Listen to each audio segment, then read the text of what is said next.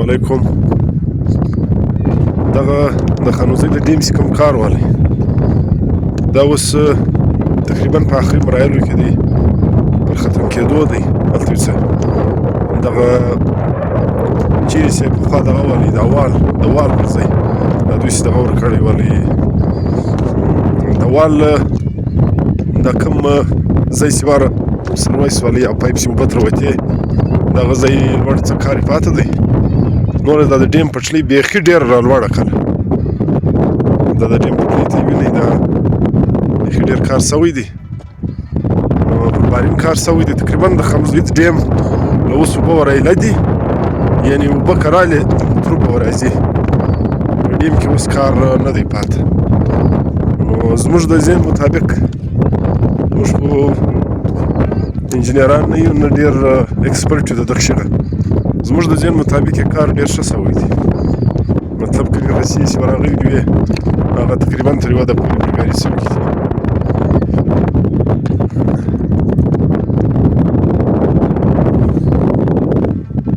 دا پټلۍ چې دی وراسي اوس ډیم له ځایه تر پخوا ډېر نور راپورته کړي ده، او هلته یې بارۍ بندشکاره په باریم تر ډېره حده پورې د باري کار سوی دی. نو انشاءالله د خانوزۍ ډیم چې دی هغه لکه اوس اوبه ورالې که خدای کول زموږ د ذهن مطابق کار یې ډېر زورور کلک کار سوی دی.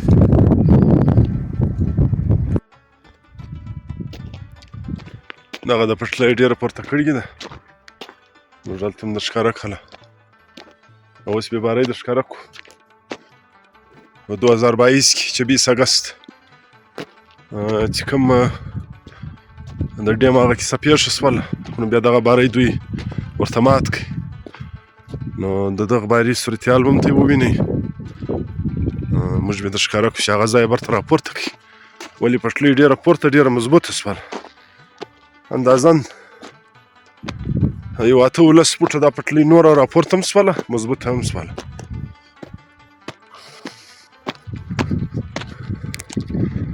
دغه د باري صورتحال دی. هلته یې پایپ هم ورکړی دی. دا د خانوزۍ ډیم دی.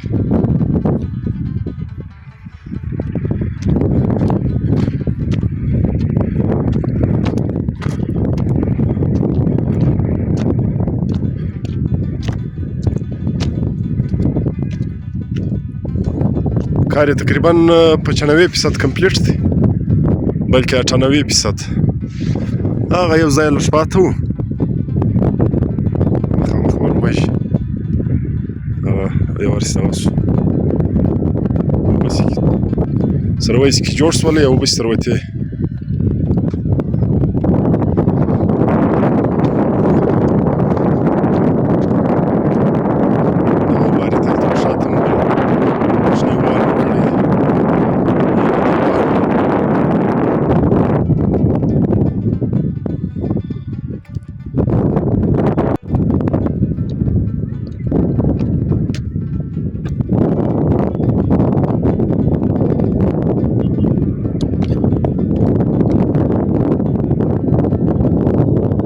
دغه پټلۍ ته یې وینئ دا یې اوس بیخي ډېره پورته سوې ده.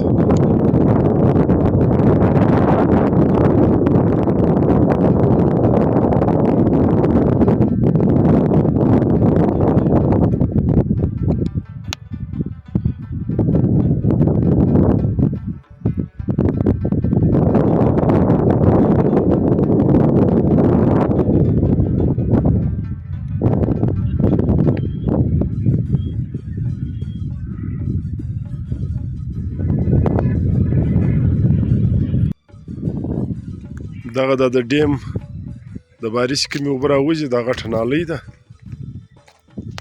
نو دغه هم ډبره مکمله ورکړې ده، دا هم تر پایه پورې په خژي کار پر شروع دی.